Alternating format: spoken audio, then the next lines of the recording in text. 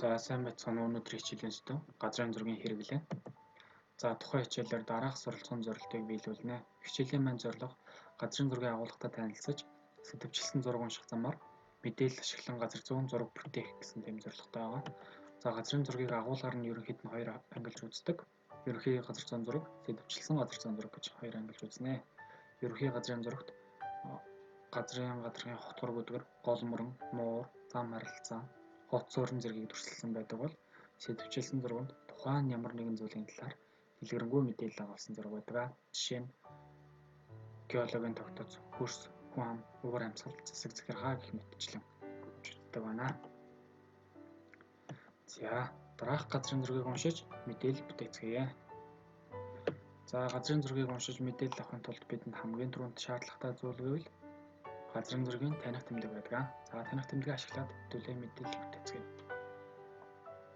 За тод өнгөөр туршлагдсан байгаа хэсэг нь бол томоохон уул нуруудыг бол туршилсан байна. Монгол Алтай нуруу, Говь Алтай нуруу Монгол орны баруун хэсгээр байхад, за энэ хэсгээр болохоор Хангаан нуруу, Хойшлоод, Хөвсгөлийн уулс, Хинтийн нуруу, за Хянганы уулс гэх мэтчлэн. За ингээд зүй тогтлыг ажиглаад үзвэл Монгол орны баруунаас зүүн тийшээ чиглэх тусам гадаргын өндөршил маань намсж байгаа зүй тогтлыг ажиглагдаж байгаа гэж хэлж болно гэсэн үг. За дараагийн хэсэгт Монгол орны агаарын температурын талаар мэдээлэл газрын зургаар хэсэгдүүлээ хацгаая. Монгол орны өмнөд хэсгээрээ агаарын температур, жилийн дундаж температур харьцангуй их байна. Харин хойшлох тусмаа агаарын жилийн дундаж температур багасж байгаа буюу нийт жилийн хугацаанд бол одоо хүйтэн байх магадлал төрдөг гэсэн. Гэхдээ зүй тогтлыг ажиглаад үзвэл өндөрлөг газруудаараа агаарын температур мөн одоо хасагдахтай байгаа их ажиглагдаж байна гэж болж байна. За одоо тэгвэл бүгдээрээ Монгол орны урд үндэсний зураг дээрээс ажиглаж үзье.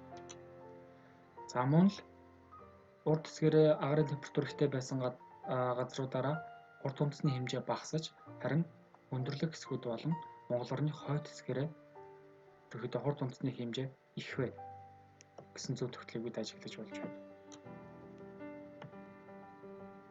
За одоо нэг аймгийн жишээн дээр дүүлдэж үзье. За Увс аймгийн газрын зураг харагдаж байна. За гадаргын өндөршлийн хараад үзэх юм бол Увс аймгийн баруун хэсгээрээ харьцангуй өндөр. За мөн одоо Увс аймгийн зүүн хэсгээрээ Увс нуур болон Хиргас нуурын одоо гол хэсгээр харьцангуй бас өндөрлөг харагдаж байна. За ингээд үзэхэд бол ерөнхийдөө томоохон нууруудын орчимд бол нам түүнээс хоёр тишээгээ чиглээд ирэхээр харьцангуй гадарга маань өндөршиж байгааг харж болно.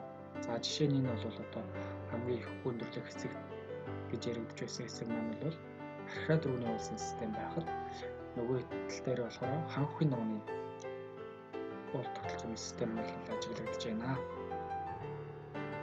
За Увс аймгийн одоо гадаргын өндөршлийг аваад үзэхээр зэрэг хамгийн өндөр нь бол архиа дөрөвний уулс одоо хуваарлагддаг байна.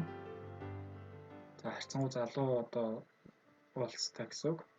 За нарны нийлбэр цацрагийн хэмжээг нь аваад үзэхлээр зэрэг өргөргөөс хамаарат харилцаа адилгүй байгаа нутгийн хойд хэсгээрээ харьцангуй нарны нийлбэр цацрагийн хэмжээ бага байгааг таних тэмдэг ашиглаад бид нар мэдээлэл авч болж байна.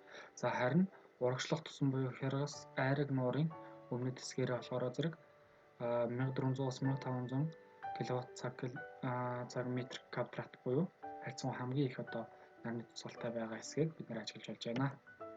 За тэгвэл дараагийн хэсэгт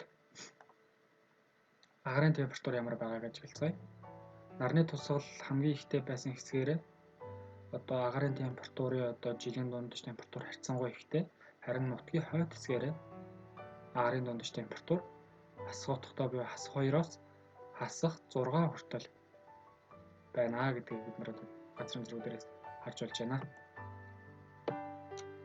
За мөн урд үндэсний хувьд аваад үзэхлээр зэрэг нарны нийлбэр цацраг ихтэй болон одоо жилийн дундаж температур нэмэх утга ихтэй газруудаараа урд үндэсний хэмжээ бага гэж харж болж байна. За мөн одоо томоохон нууруудын орчмоор бол урд үндэс багатай байна гэж ажиглаж болно. За мөн нөгөө талаараа эсрэг талаараа аваад үзэхээр өндөрлөг уулсаараа урд үндэсний хэмжээ харьцангуй их байна гэдгийг бид нар ажиглаж болж байна.